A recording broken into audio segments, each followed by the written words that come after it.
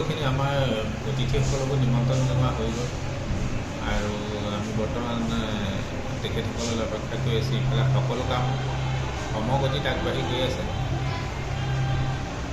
পুনৰবাৰ কৈছোঁ যে গুৰি পৰুৱাই যিধৰণে কাম কৰে আমাৰ মহাবিদ্যালয় পৰিয়ালৰ সদস্যসকলে ঠিক তেনেধৰণে কোনো কালৰ চাবলৈ সময় নাই, নিজৰ নিজৰ কাম কৰি আছে।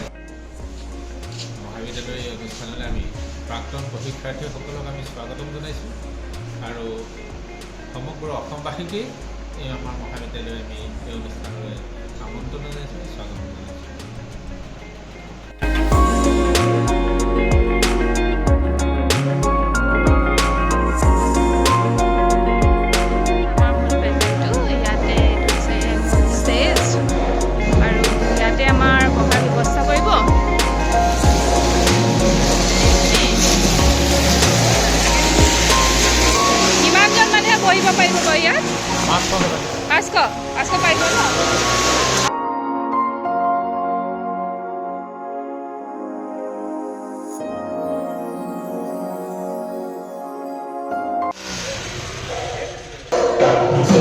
বিহু প্ৰেক্টিচ চলি আছে।